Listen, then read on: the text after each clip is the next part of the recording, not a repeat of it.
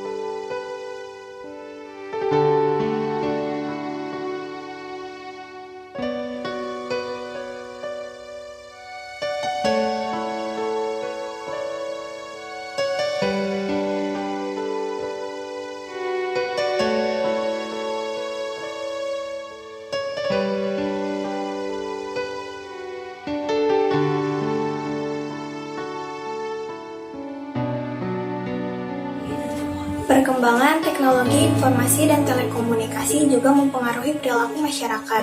Jika zaman dulu muncul istilah mulutmu harimaumu, maka kini telah berubah menjadi jarimu harimaumu.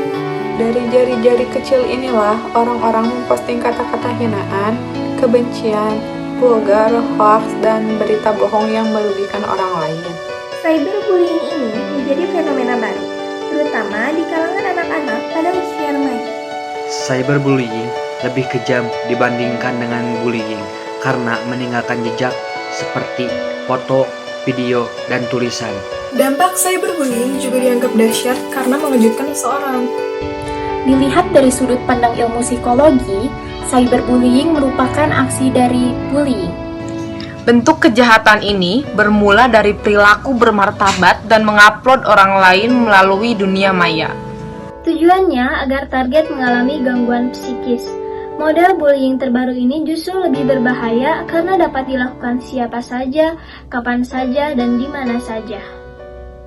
Ciri-ciri cyberbullying menurut hukum positif, cyberbullying termasuk ke dalam kategori cybercrime. 1. Tidak ada kekerasan fisik.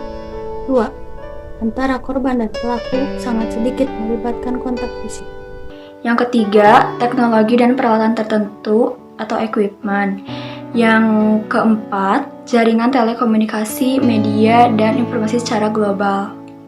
Penanganan kasusnya juga melibatkan polisi-polisi dan jalur hukum yang ditempuh melalui pengadilan negeri. Jenis-jenis cyberbullying di Indonesia.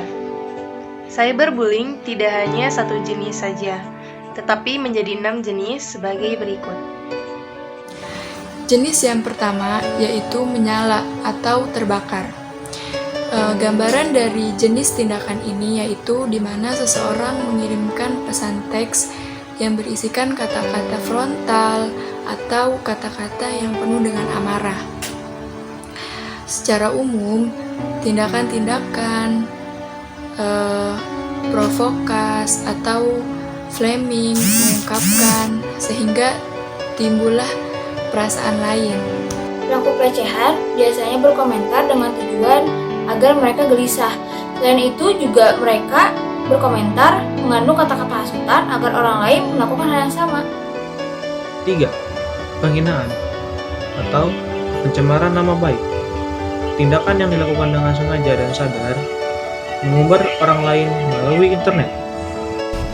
Hingga akhirnya merusak nama baik dan reputasi orang yang menggunakan jejaring sosial tersebut. Tindakan memata-matai, mengganggu, merusak nama baik seseorang yang dilakukan secara intens. Dampaknya, orang yang menjadi korban dapat merasakan ketakutan besar dan depresi.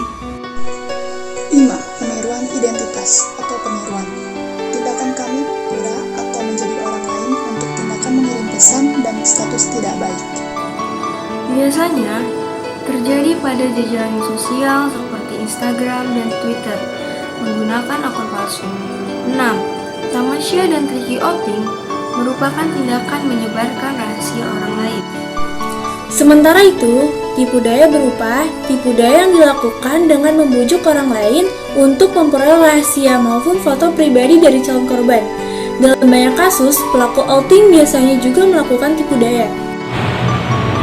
Cyberbullying memang sering dianggap sepele, tetapi dapat menimbulkan efek yang fatal.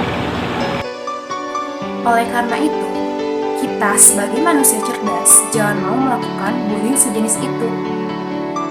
Alih-alih korban mengadu kepada kepolisian dapat membuat Anda berurusan dengan hukum dan pidana.